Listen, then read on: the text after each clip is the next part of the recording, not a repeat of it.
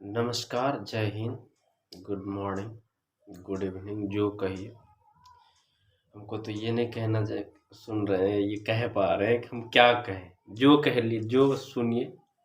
मैंने तो कह दिया, जय हिंद। हम जो है आज क्लास 10th का पहला चैप्टर प्रकाश का परावर्तन को जो है शुरू करेंगे और इसमें पढ़ेंगे क्या क्या सब होता है।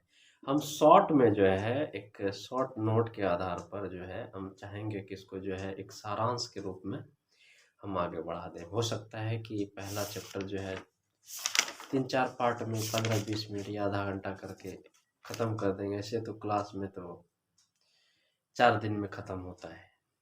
देखते हैं ये कितने समय में ख़त्म होता है। पहले हम इसको शुरू कर लेते हैं और एग्ज़ाम के लिहाज से तो ये इम्पोर्टेंट है। ये क्लास 10th बिहार बोर्ड के लिए खास करके, और प्रकाश का परावर्तन कैसे रिफ्लेक्शन ऑफ लाइट की बात करें तो ये बोर्ड पर ये डिपेंड नहीं रहता है। ये बोर्ड में के बंदे से परे हो जाता है।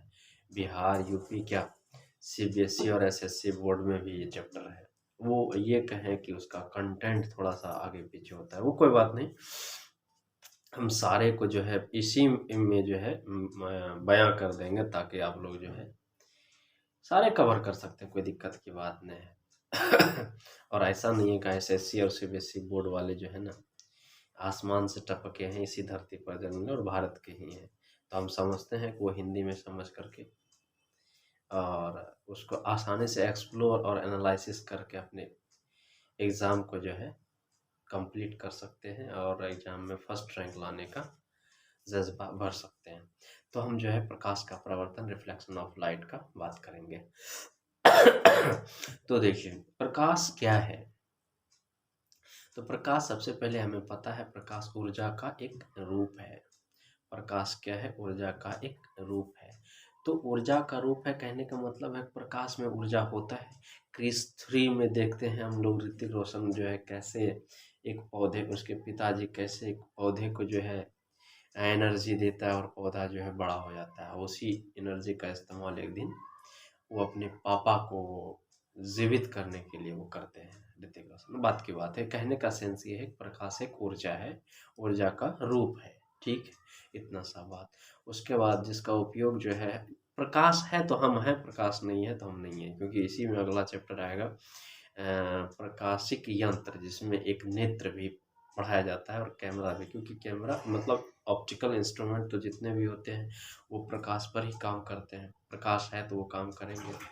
और लेज़र लाइट की बात हो गई और नया इन्वेंशन आप अपनी तरफ से समझिए। चैप्टर का मॉडर्नेशन भी कुछ होता है, कुछ होता है, ज़्यादा तो नहीं होता है, कुछ होता है।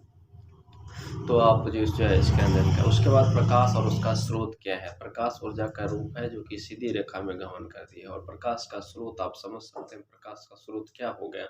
आपका लैंप, मोमबत्ती और दुनिया में सबसे पहला प्रकाश का स्रोत यदि है कोई तो वो है सूर्य और चांद। उसके बाद है ना प्रकाश का स्रोत कुछ और होगा। उसके बाद आता है प्रकाश स्रोत जो है कैसा होता है, प्राकृतिक है, एक दूसरा है मानव निर्मित। तो प्राकृतिक जो होगा तो वो तो प्रकृति का दिया हुआ है, वो कभी बुझता नहीं है। तो जुगनू को भी प्रकाश होता है ना। सूर्य और चंद्रमा, चंद्रमा को खुद का प्रकाश नहीं होता है ना। एक तरह से हम समझते हैं कि वो आईना अर्थात दर्पण, मिरर की तरह वो काम करता है। सूरज का रोशनी उस पर पड़ता है और वो हमें इधर रिफ्लेक्ट कर देता है। तो वो हो गया प्रकाश का स्रोत। अब आज के ज़माने में नहीं, आज से 2000 साल पहले ही, 2000 नहीं 400-500 साल पहले ही इलेक्ट्रिक का आविष्कार हो चुका है। एडिसन ने दे चुका है। अब तो बिजली की सारी चीज़ें उपलब्ध हैं मार्केट में। और प्रकाश का स्रोत हम समझते हैं तो मोमबत्ती, लालटेन, हम लोग लालटेन के ज़माने के भी रहे हैं कुछ दिन। दिया और लालटेन और मानव निर्मित स्रोत जितने भी हैं वो सारे हो गए। उसके बाद प्रकाश के जितने भी स्रोत हैं ना, उसमें अन्य प्रकार के विभिन्न ऊर्जाओं के प्रकाश में बदलने का बदला जाता है। ठीक है, अब मान लेते हैं यदि बदलाता है कैसे, जैसे बैटरी है तो बैटरी तो प्रकाश में, उसमें रासायनिक ऊर्जा है, तो रासायनिक ऊर्जा को प्रकाश ऊर्जा में बदलता है तो कौन है? बैटरी है। तो उसी तरह से ट्यूबलाइट है, वो विद्युत ऊर्जा को प्रकाश ऊर्जा में बदलता है। हाँ, और भी बहुत कुछ है। उसके बाद है प्रकाश एक प्रकार का क्या है, ऊर्जा है। उसके बाद दीप्त और प्रदीप्त प्रकाश क्या होता है। तो दीप्त हो गया क्या, प्रदीप्त और अप्रदीप्त। मतलब हो गया कि प्रदीप्त हो गया वो वस्तुएं जो प्रकाश उत्सर्जित करती है, जिससे प्रकाश निकलता है। लालटन से प्रकाश निकलता है और उससे हम दूसरे बुझे हुए, एक जला हुआ लालटेन रात में आपके पास है, तब आप बुझे हुए लालटेन को देख सकते हैं। लालटेन से लालटेन नहीं दिखता है, मोमबत्ती से मोमबत्ती नहीं दिखेगा। एक मोमबत्ती जला रहेगा तभी मोमबत्ती पता चलेगा वो बुझा हुआ है, नहीं तो बुझा हुआ है ये है। ठीक है। तो दीप्त प्रकाश और अदीप्त प्रकाश भी हम जान रहे हैं। प्रदीप्त मतलब हो गया कि जिससे प्रकाश निकल रहा है, जिससे प्रकाश उत्सर्जित होता है। और अप्रदीप्त मतलब क्या हो गया, ये वर्ड है लुमिनस और नॉन लुमिनस। लुमिनस का याद आ गया सचिन तेंदुलकर का एक बैटरी है ना, उन्होंने प्रचार करते हैं। कोई बात नहीं, अच्छा ही होगा क्योंकि अच्छे हाथ से प्रचार हो रहा है, आप ही समझिए। उसके बाद आता है जब किसी प्रदीप्त वस्तु से निकला प्रकाश किसी अदीप्त वस्तु से टकराकर हमारे आंखों तक पहुंचता है। प्रकाश बल्ब से निकला और वह हमारे आंखों पर नहीं पहुंचा, वो पहले उस वस्तु पर पहुंचा जिसको आप देखना चाहते हैं। बल्ब से प्रकाश निकलकर वस्तु पर पड़ा और वस्तु से परावर्तित होकर हमारे नेत्र पर पड़ा, तो हम जो है उसको देख पाए। और चंद्रमा क्या है, चंद्रमा से आता प्रकाश वास्तव में सूर्य का परावर्तित प्रकाश होता है। ठीक है।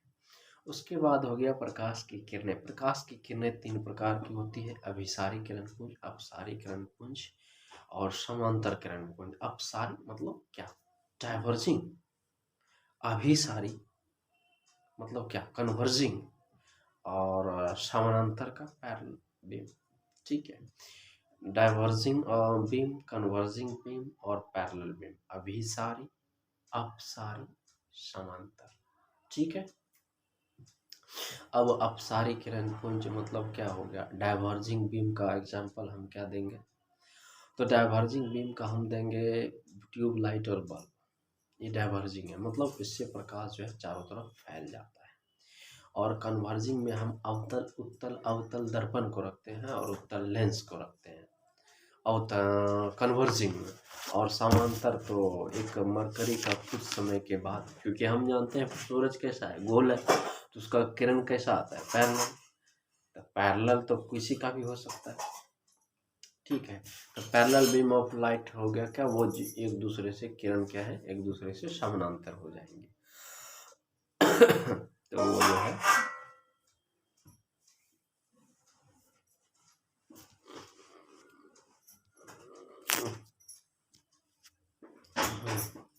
तो थोड़ा सा हो गया था, घर में काम था।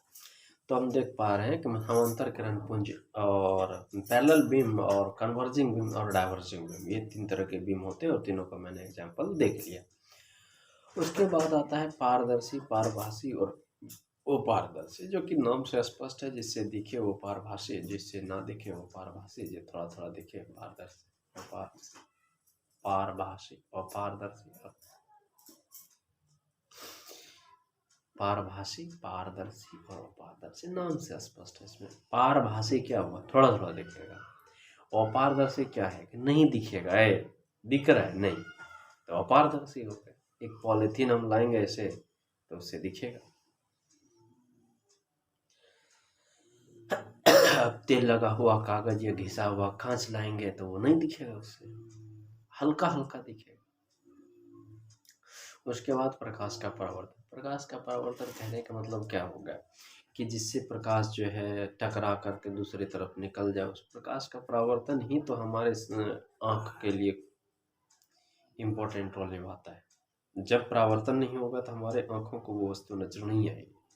इसका मतलब है प्रकाश का परावर्तन हमारे आँखों के लिए बेहद ज़रूरी है। उसके बाद आता है प्रकाश का परावर्तन कैसे होता है। जब प्रकाश की किरण किसी परावर्तक सतह पर पड़ता है तो दर्पण से परावर्तित होकर टकराने के बाद वापस उसी माध्यम में परावर्तित होकर लौट जाती है। प्रकाश के इस घटना को प्रकाश का परावर्तन कहते हैं। ठीक है। और प्रकाश के परावर्तन के कितने, ये बहुत इम्पोर्टेंट है जिंदगी भर के लिए। प्रकाश के परावर्तन के कितने नियम हैं? तो प्रकाश के परावर्तन के 2 नियम होते हैं। कौन कौन? तो ये हो गया, जब प्रकाश की किरण जो है आती है एक बिंदु पर से वापस लौट जाती है,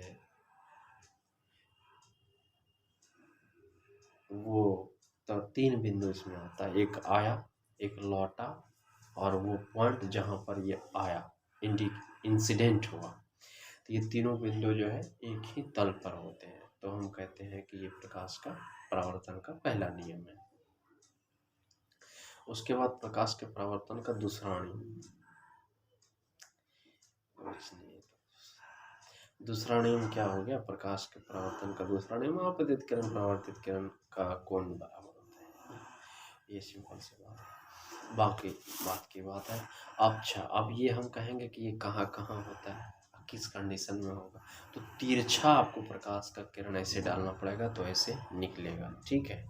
और हम कहेंगे कैसे, हम साफ सीधा डाल दें, तो सीधा डाल देंगे तो सीधा निकल जाएगा, या यूं कहें कि सीधा डालेंगे, यदि कांच का टुकड़ा है तो सीधा निकल जाएगा, उसमें डेविएशन नहीं होगा। और यदि दर्पण है तो सीधा एकदम परपेंडिकुलर 90 डिग्री यदि किरण डालते हैं तो उसी रास्ते से वापस हो जाएगा, उसमें कोई दिक्कत की बात नहीं होगी।